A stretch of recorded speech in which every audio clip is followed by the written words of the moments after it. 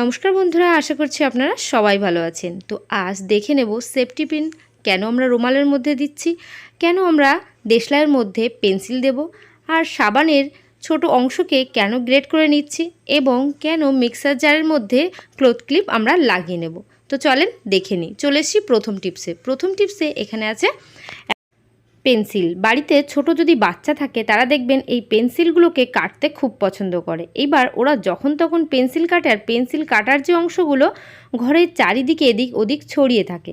এবার ওই সমস্ত বাচ্চাগুলো যখন স্কুলে যায় সেখানে গিয়েও কিন্তু পেন্সিলটাকে জটপট করে কাটতে থাকে। তো তখন স্কুলের ভেতরটাও নোংরা হয়। তো আমাদের সবসময় কিন্তু শেখাতে হবে ওদের পরিষ্কার পরিচ্ছন্ন কী। তার জন্য দেখতেই পাচ্ছেন এখানে আমি বেশ কিছুটা দেশলাই নিয়ে নিয়েছি। তো এই দেশলাইয়েরগুলো কাঠি শেষ হয়ে গেলে দেশলাইয়ের এই প্যাকেটগুলোকে আমরা কিন্তু বেশি একটা কাজে লাগাই না, এমনিতেই পড়ে থাকে। তো বন্ধুরা, সেই বাদ দেওয়া জিনিসটাকে আজ কিন্তু কাজে লাগিয়ে দেখাবো কি কাজে লাগাবো এইগুলো। তো আমরা এখানে দেশলাই নিয়ে নিয়েছি একটা। আমার এখানে যেহেতু দেশলাইয়ের কাঠিটা শেষ হয়নি তার জন্য আমি কাঠিগুলোকে সাইডে রেখে দিচ্ছি। রেখে আপনাদের দেখিয়ে দেব এই দেশলাইয়ের খালি প্যাকেটের কাজ কী। তো বাচ্চাদেরই খুব গুরুত্বপূর্ণ একটা কাজ। দেখবেন বাচ্চারা কিন্তু খুব মজাদার জিনিস দেখতে পছন্দ করে, আর সেই কাজগুলোও করতে ওরা খুব পছন্দ করে। তো আমরা এরকম একটা খালি দেশলাইয়ের প্যাকেট নিয়ে নেব, নিয়ে একটা ছোট কাঁচি নিয়ে নেব। কাঁচির সাহায্যে দেশলাইয়ের ভেতরের এই যে অংশটা আছে সেই ভেতরের অংশটাকে ছোট্ট করে কাট লাগিয়ে দেব। ছোট্ট করে চৌকো করে কেটে নেব। কেন আমরা কেটে নিচ্ছি, কাটার পর এটা কিন্তু বুঝতে পারবেন কী কারণে এটা কাটছি। তো আমরা এখান থেকে ছোট অংশ করে কেটে নিচ্ছি। কাটার পর এই দেশলাইয়ের খালি প্যাকেটটা দিয়েই কিন্তু খুব সুন্দর একটা কাজ হবে, যেটা বাচ্চা হোক বড় হোক আমাদের প্রত্যেকেরই কিন্তু খুবই পছন্দ হবে এই কাজটা। তো দেখতেই পাচ্ছেন এখানে ছোট্ট একটা টুকরো করে কেটে নিলাম। কেটে আমি এখানে নিয়ে নেব ডাবল সাইডের যে টেপগুলো আছে, সেই ডাবল সাইডের টেপ আমি কিন্তু দেশলাইয়ের ভেতরের এই অংশের মধ্যে লাগিয়ে নিচ্ছি। তো কেন লাগাবো আর লাগিয়ে কি কাজ করব, ছোট্ট করে চলেন দেখে নিই। ছোটো করে একটা অংশ কেটে নিচ্ছি। কেটে নিয়ে এই ডাবল সাইডের যে টেপটা এই দেশলাইয়ের ভেতরের এই প্যাকেটের অংশটার মধ্যে কিন্তু লাগিয়ে দেব। লাগিয়ে দেওয়ার পর এই জায়গার মধ্যে আমরা সেট করে দেব আমাদের যে পেন্সিল শার্পনার আছে সেই পেন্সিল শার্পনারগুলোকে। তার জন্য উপরের অংশটা তুলে দিলাম। এই পেন্সিল শার্পনারগুলো আমরা এখানে সেট করে দেব। সেট কেন করছি আর এটা কি কাজে আসবে, দেখবেন বাচ্চারা এরকম ছোটোখাটো মজাদার জিনিসপত্রগুলোর কাজ করতে বেশি পছন্দ করে।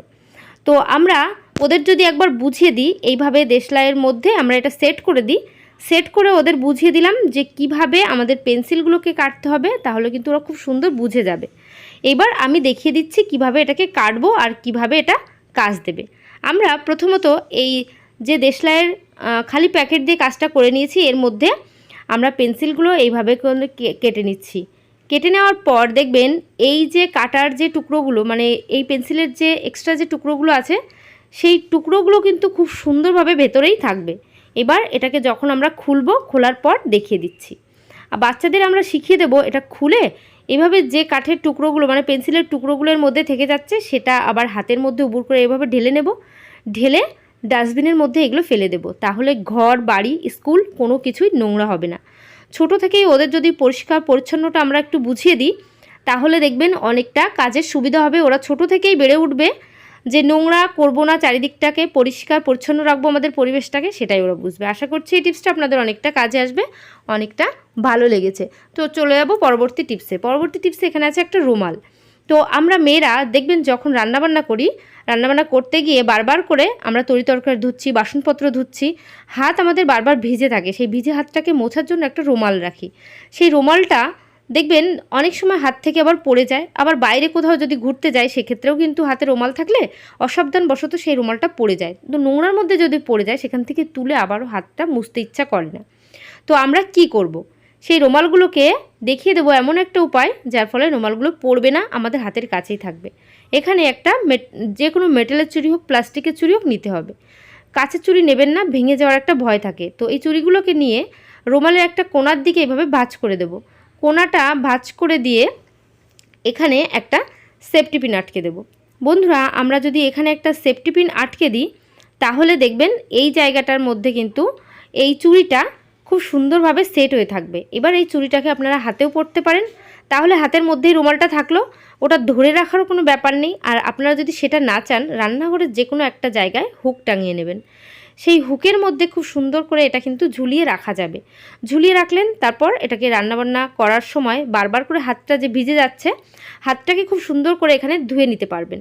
এই জায়গা আমি হ্যাং করে দিয়েছি। এবার আমরা রান্নাবান্না করতে করতে এখানে খুব সুন্দরভাবে হাতটা মুছে নিতে পারবো। তো বন্ধুরা, আশা করছি এই টিপসটা আপনাদের অনেকটা কাজে আসবে, অনেকটা ভালো লেগেছে। চলে যাব পরবর্তী টিপসে। বন্ধুরা, এখানে নিয়ে নিয়েছি মিক্সার জার। দেখবেন সেই মিক্সার জারগুলো, ছোট জারগুলো আমরা কিন্তু সবসময় ব্যবহার করি, কিন্তু এই বড় জারগুলোকে আমরা কখনোই ব্যবহার করা হয় না, মাঝে সাঝে, মানে 9 মাস 6 মাসে একবার হয়তো ব্যবহার করি। তো এইটা যেহেতু আমরা রেখে দিই, রাখতে রাখতে না এটার মধ্যে কি হয়, অনেকটা অপরিষ্কার হয়ে যায়। তো এই যে যদি মাঝে মধ্যেই আমরা পরিষ্কার না করি, তাহলে ব্লেডগুলোর কিন্তু ধার চলে যাবে। তাই আমরা কিভাবে সেই ব্লেডগুলোকে ধার করে নেব আর পরিষ্কার করে নেব ভেতরে, যাতে এর মধ্যে কোনো ফাঙ্গাস না লাগে। তো বন্ধুরা, এর মধ্যে দিয়ে দিচ্ছি লিকুইড ডিশওয়াশ। তো আপনারা এর মধ্যে লিকুইড ডিশওয়াশ দেবেন, আর দিয়ে দেবেন সামান্য পরিমাণ জল। তো এখানে সামান্য পরিমাণ প্লেন জল আমরা দিয়ে নিলাম। এবার এই যে প্লেন জল আর ডিশওয়াশ দিয়ে দিয়েছি, দিয়ে এর মধ্যে দিয়ে দেবো কিছুটা খাবার সোডা। এবার এর মধ্যে যে খাবার সোডা দিয়ে দিয়েছি, আর দিয়ে দেবো হোয়াইট ভিনিগার। তো ভিনিগার দেওয়ার সঙ্গে সঙ্গে এর মধ্যে রিয়াকশানটা কিন্তু দেখতে পাবেন। তো দেখতেই পাচ্ছেন বন্ধুরা, এর মধ্যে কতটা সুন্দর রিয়াকশান হয়েছে। এই রিয়াকশানটা হওয়ার কারণে এর মধ্যে যে কটা উপকরণ আছে প্রত্যেকটাই কিন্তু ক্লিনিংয়ের জন্য বেস্ট। খাবার সোডা, ভিনিগার। তো আমরা এটাকে একবার ঘুরিয়ে নিয়ে এসেছি।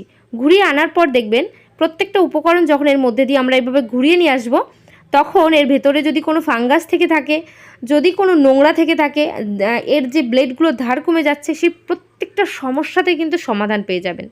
তো বন্ধুরা, এইভাবে আপনারা আপনাদের যে জারগুলো আছে পরিষ্কার করে নেবেন, দেখবেন আপনাদেরই অনেকটা সুবিধা হবে। আশা করছি এই টিপসটা অনেকটা কাজে আসবে। তো বন্ধুরা, আমরা এই ধরনের জারগুলোকে যখন ধোয়ার পর সাধারণত এই জারগুলোকে কিভাবে শুকিয়ে ফেলি।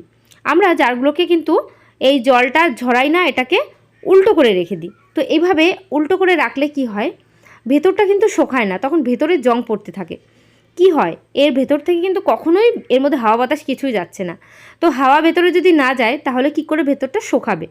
তো আমরা এইভাবে কিন্তু উবুর করে রাখি, উবুর করে রাখলে এর ভেতরটা ভালো থাকে না। তো নিয়ে নিয়েছি ক্লথ ক্লিপ। আমরা এইভাবে জারের 3 কোণা 3টে লাগিয়ে দেব। লাগিয়ে এই জারটাকে আমরা যদি এইবার উবুর করে দিই, উবুর করার পর দেখবেন নিচে কতটা ফাঁকা আছে। এই ফাঁকা জায়গার মধ্যে থেকে হাওয়া বাতাস খুব ভালোভাবে পৌঁছাবে ভেতরে পৌঁছানোর কারণে এর ভেতরে কিন্তু খুব সুন্দর শুকিয়ে যাবে। আশা করছি বন্ধুরা, জার পরিষ্কার করা এই টিপসটা আপনাদের অনেকটা কাজে আসবে। চলে যাব পরবর্তী টিপসে। এখানে নিয়ে নিয়েছি সাবানের ছোট ছোট কিছু টুকরো। তো সাবানের এই ধরনের ভাঙা ছোট যে টুকরোগুলো আছে, আমরা কিন্তু কাজে লাগাই না, ফেলে না দিয়ে আজ কিন্তু দুর্দান্ত একটা ট্রিক আপনাদের সঙ্গে শেয়ার করব। এটাকে কি করতে হবে, যার ফলে আমাদের সংসারে অনেকটা ফালতু খরচা থেকেও বেঁচে যাবে।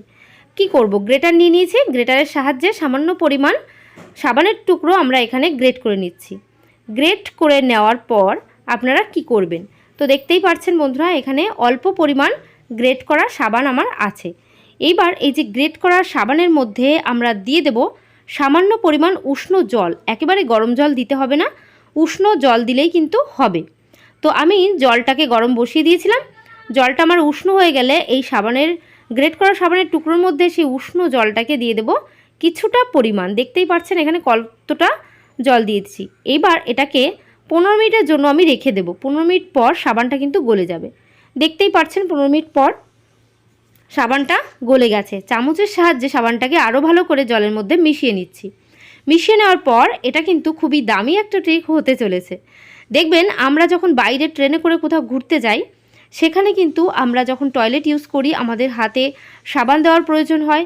তো আমরা সাবান তো আর নিয়ে যাই না কখনো, কারণ সাবান নিয়ে গেলে সাবানটা ভিজে যায়, সেই ভেজে জিনিসটা রাখতে গেলে আবার ব্যাগের মধ্যে অনেকটা জায়গা ভিজে যায়। তাই আমরা নিয়ে নেব এরকম একটা পেপারের মধ্যে এই সাবানের যে লিকুইডটা তৈরি করেছি, এই লিকুইডটাকে পুরো পেপারের মধ্যে লাগিয়ে দিচ্ছি। আপনারা এইভাবে পুরো পেপারটার মধ্যেই লাগিয়ে দেবেন। লাগিয়ে দেওয়ার পর কি হবে, এটাকে চামচের সাহায্যে হোক আর একটা ব্রাশের সাহায্যে হোক পুরো পেপারটার মধ্যে লাগিয়ে দেবেন। লাগিয়ে দেওয়ার পর এটাকে কিন্তু, যদি রোদ থাকে তাহলে কিন্তু খুব ভালো, রোদের মধ্যে এটা শুকিয়ে নেবেন। যদি রোদ না থাকে সেক্ষেত্রে ফ্যানের নিচেও 1 থেকে 2 ঘন্টা রেখে দিলে খুব ভালো শুকিয়ে যাবে। শুকিয়ে যাওয়ার পর তারপর দেখিয়ে দেবো এটা কী কাজে আসবে। তো বন্ধুরা, আমি কিন্তু এইভাবে ফ্যানের নিচে রেখে দিচ্ছি। রেখে দেওয়ার পর শুকিয়ে গেলে তারপর চলে আসছি। তো আমার পেপারটা কিন্তু অলরেডি শুকিয়ে গেছে। শুকিয়ে গেলে এখানে কাঁচির সাহায্যে আমি টুকরো টুকরো করে কেটে নেব। এটা কি কাজে লাগবে? এটা কিন্তু আমাদের খুব সুন্দর পেপার সোপ তৈরি হয়ে গেল। দেখবেন বাইরে কোথাও ঘুরতে গেলে আমরা সাবান তো ক্যারি করি না, কিন্তু আমাদের পার্সের মধ্যে যদি এরকম ছোট ছোট পেপার সোপ রেখে দিতে পারি, তাহলে কিন্তু বাইরে গিয়ে কোথাও কিছু খাচ্ছি, খাওয়ার আগেও কি আমরা ব্যাগ থেকে এরকম একটা পেপার সোপ বের করে নিলাম, বের করে একটু সামান্য জল দিলাম হাতে, জল দেওয়ার সঙ্গে সঙ্গে হাতটা কিন্তু ফেনা ফেনা হয়ে যাবে, হাতটা আমাদের সাবান দিয়ে ধোয়াও হয়ে যাবে। সাবান ক্যারি করলে কি হয়, সাবানটা ভিজে যায়, সেই সাবানটাকে আবার একটা কিছুর মধ্যে ভরতে হয়, তারপর ব্যাগের মধ্যে রাখতে হয়, তখন ব্যাগের মধ্যে কোনো প্রয়োজনীয় জিনিস ভিজে যায়, তো অনেক প্রবলেম হয় সাবান ক্যারি করলে। তাই পেপার সোপ কিনতে গেলে অনেকটা টাকা খরচা হয়। তো সেই পেপার সোপ না কিনে বাতিল জিনিস, ফেলে দেওয়া জিনিস, সাবানের টুকরোগুলোকে কাজে লাগাই না, ফেলে দিই। সেই টুকরোগুলো দিয়ে যদি এরকম পেপার সোপ তৈরি করে নিতে পারি বন্ধুরা, তাহলে কেমন হয়। আমরা এখানে 2টো টুকরো নিয়ে নেব, নিয়ে সামান্য একটু জল দিয়ে আমি দেখিয়ে দেবো কতটা সুন্দর কাজ হবে এটা। হাতের মধ্যে এইভাবে একটু ঘষে নিলেই দেখতে পাবেন অনেকটা কিন্তু ফেনা ফেনা হয়ে গেছে। তো বাইরে গিয়ে কিছু খাওয়ার জন্য হোক আর টয়লেট ইউজ করার জন্য হোক, যথেষ্ট কিন্তু কাজে আসবে এটা।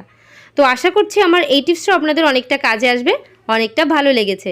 যদি খুব ভালো লাগে অবশ্যই কিন্তু আমাকে একটু কমেন্ট করে জানিয়ে দেবেন আমার ভিডিওগুলো আপনাদের কেমন লাগছে। আপনাদের কমেন্ট আমার কিন্তু নতুন নতুন ভিডিও দেওয়ার উৎসাহকে আরও বাড়িয়ে তুলবে। তো আজকের ভিডিও এখানে শেষ করছি। আশা করছি সবাই ভালো থাকবেন, সুস্থ থাকবেন। আবার নেক্সট ভিডিও তাড়াতাড়ি দেখা হবে। তো বাই, টাটা।